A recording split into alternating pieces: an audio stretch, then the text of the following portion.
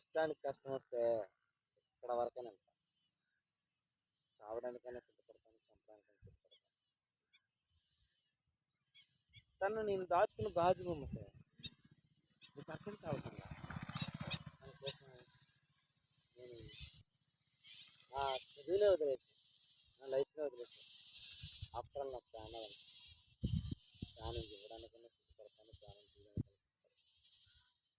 తనని నేను ఇక్కడ నుండి చూడలేదు సార్, ఇక్కడ నుండి చూశాను. ఫస్ట్ టైం తనని చూసిన వెంటనే నాకు ఇక్కడ కాదు అనిపించింది, ఇక్కడ అనిపించింది. షీ ఈస్ ద యువర్స్, నీ సోల్ అండ్ హోల్ తనే అని నాకు ఇక్కడ అనిపించింది సార్. తన కోసం నేనేం యుద్ధాలు చేయలేను, తన కోసం ఏది నేను ప్రపంచాన్ని జయించలేను. కానీ తన కోసం నేను తను ఏం చేస్తే తను సాధించగలను అది మాత్రం చేస్తాను.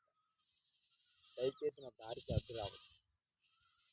నాది ప్రేమ, నీది పరువు. పరువు ఈరోజు ఉంటుంది, రేపు పోతుంది. అది ఎలాగైనా వస్తుంది, ఎలాగైనా పోతుంది. కానీ ప్రేమ మాత్రం ఎప్పుడు పుడుతుందో, ఎక్కడ పుడుతుందో, ఎలా పుడుతుందో, ఎవరితో పుడుతుందో ఎవరికి తెలియదు. అటువంటి ప్రేమను ఆపే హక్కు మీకు లేదు. పరువా, నేనే మంచి పొజిషన్లోకి వెళ్ళాను. అప్పుడు మీ కూతురు నాతో ఉందంటే దాని అర్థం ఏంటి? అది మీకే గౌరవం. సతీష్ శ్రీని పెళ్లి చేసుకున్నాడు, ఓకే, అది నార్మల్. కానీ సతీష్ శ్రీని పెళ్లి చేసుకున్న తర్వాత ఒక మంచి పొజిషన్లోకి వెళ్ళాడు, ఒక టీచర్ అయ్యాడు, లేకపోతే ఒక గ్రూప్ 2 ఆఫీసర్, గ్రూప్ 1 ఆఫీసర్, ఇంకా పై ఆఫీసర్ ఏదో అయ్యాడు అనుకోండి. శ్రీని చేసుకోవడం వల్ల సతీష్ పెద్దవాడు అయ్యాడు అనుకుంటారు కదా. మీ అమ్మాయికి పేరు కదా, మీ అమ్మాయి అదృష్టం వల్ల నాకు వచ్చింది అనుకుంటారు కదా. దాన్ని మీరు వదిలేసి కులం కలవలేదు, మతం కలవలేదు, ఏజ్ కలవలేదు, మీ ఆస్తిపాస్తులు మాకు సరిపోదు, ఇవన్నీ కాదు సార్.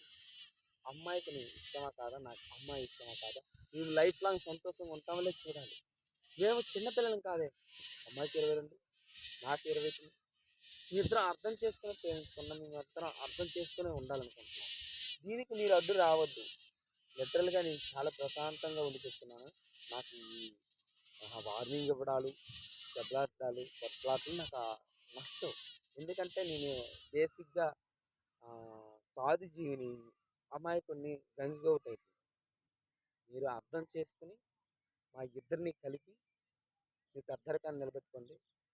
అప్పుడు తప్పకుండా నేను రేపు పొద్దున పెద్ద పొజిషన్లో ఉంటే మా మావయ్య గారు, మా అత్తమ్మ గారు ఇది అని నేను చెప్పుకుంటాను. తను పెళ్లి చేసుకోవడం వల్ల నేను ఈ పొజిషన్లో ఉన్నాను నేను చెప్తాను. ఎవరో అనుకుంటే మనకి ఆ కులము మనకేమి భోజనం పెట్టదు, ఆ మతము మనకేం భోజనం పెట్టదు. ప్రేమ ఒక్కటే. ఆ ప్రేమకి రకరకాల పేర్లు ఉన్నాయి. తల్లిదండ్రుల మధ్యన ప్రేమలు ఉండొచ్చు, తల్లి బిడ్డ మధ్యన ప్రేమ ఉండొచ్చు, తండ్రి బిడ్డల మధ్యన ప్రేమ ఉండొచ్చు, చుట్టబంధువుల మధ్యన ప్రేమ ఉండొచ్చు, స్నేహితుల మధ్యన ప్రేమ ఉండొచ్చు. కానీ ఆ ప్రేమలన్నీ కూడా పరిమితం. కానీ ఏదైతే అబ్బాయి అమ్మాయి మధ్యన, 2 ఆపోజిట్ జెండర్స్ మధ్యన జరిగే ప్రేమే నిజమైనది, శాశ్వతమైనది. అటువంటి ప్రేమ కోసం మేము ఎంతవరకైనా వెళ్తాం. తనకి మాట ఇచ్చాను, తన దగ్గర మాట కూడా తీసుకున్నాను. ఆ మాట కోసం నేను ఎక్కడి వరకైనా వెళ్తాను. మీకు చెప్పేటంత కాదు, మా తండ్రి స్థానంలో ఉన్నారని చెప్తున్నాను, వినండి. మంచిగా చెప్తున్నాను, వినండి. నా ఇష్టానికి కష్టం వస్తే ఎంత దాదైనా పోతా, ఎవడడ్డొచ్చినా పోవాలి.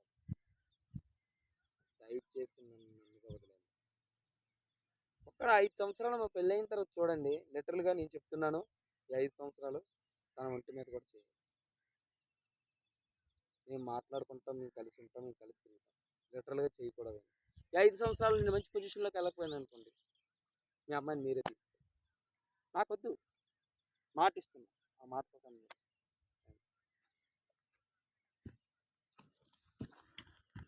అమ్మమ్మ.